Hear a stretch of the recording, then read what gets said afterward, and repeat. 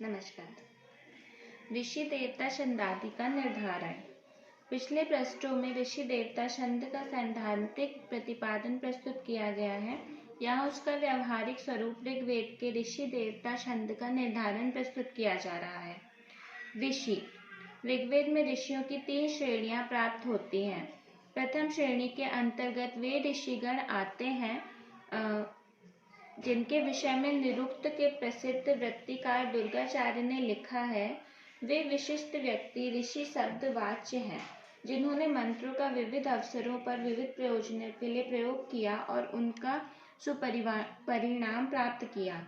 ऋषन्ति अमुष्यात् कर्मणा एवं अर्थवता मंत्रेण संयुक्ताद् अमुना प्रकारेण एवं लक्षणं फलं विपरिणामो भवति इति ऋषया।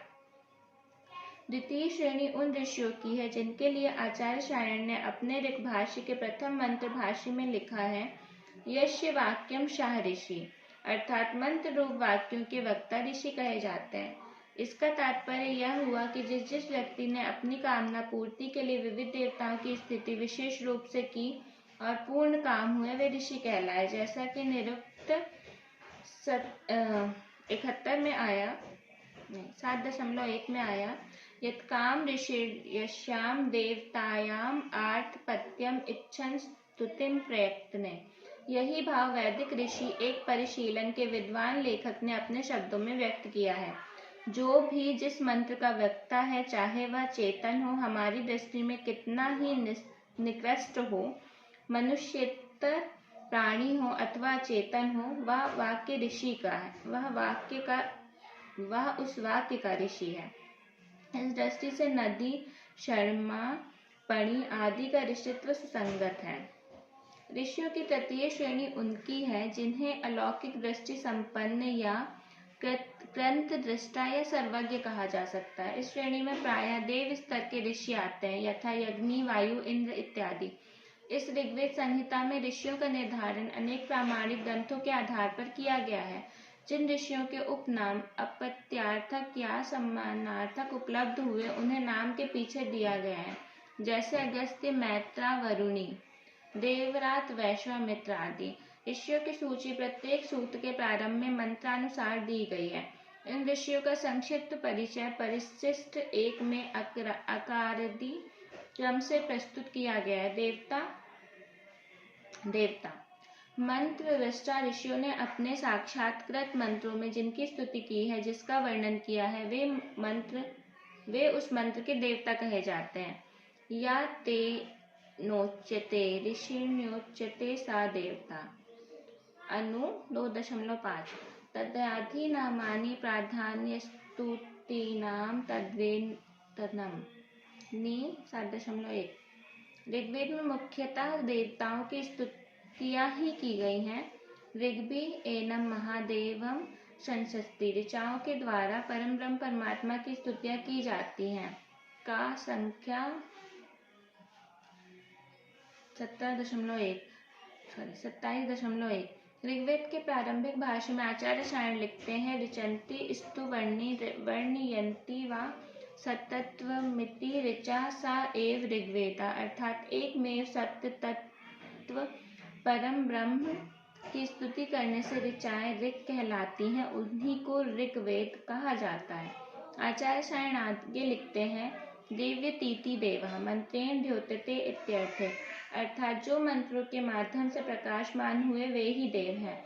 यहाँ देवताओं के निर्धारण में कई मान्य ग्रंथों का वैदिक संशोधन मंडल पूना से प्रकाशित सर्वानुक्रम सूत्र खा, ऋग्वेद सायण भाष्य गा, ऋक् सर्वानुक्रमणी घा, ऋग्वेद संहिता स्वाध्याय मंडल पारिधि अंगा, ऋग्वेद संहिता मैक्स मूलर संपादित 1890 ईस्वी 4, ऋग्वेद संहिता वैदिक यंत्रालय अजमेर 1943 ईस्वी को आधार बनाया गया है। देवताओं की सूची प्रत्येक सूत्र के प्रारंभ में दी गई है तथा उनके संक्षिप्त परिचय परिशिष्ट 2 में अकारादि क्रम से दिया गया है। छंद ऋषियों के अंतःकरण में प्रस्फुटित मंत्र जिस निश्चित परिमाण में वर्णों शब्दों द्वारा अभिव्यक्त हुए वे नियत परिमाण वाले वर्ण समूह छंद कहे गए। यद अक्षर परिमाणम तच्छंदा। ऐसी प्रसिद्धि है कि मृत्यु के भय से देवगण वेदों में प्रविष्ट हो गए और मंत्रों से अपने को आच्छादित कर लिया, उन छंदों से अपने को आच्छादित किया, अतः वही छंदों का छंदत्व है। देवा वे मृत्युर्भ्यतिस्त्रयीं विद्यां प्रविशन्ते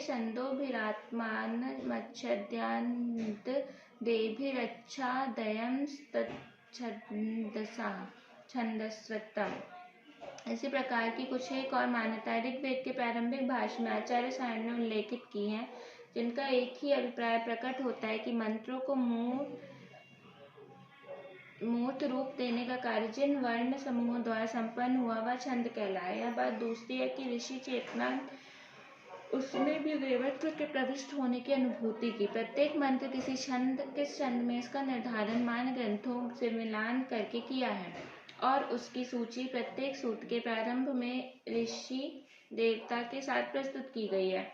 प्रत्येक छंद का संक्षिप्त परिचय परिशिष्ट 3 में अकारादि क्रम से प्रस्तुत किया गया है, परंतु छंदों के उपभेदों को उसी छंद के साथ रखा गया जिसके वे उपभेद हैं। इति।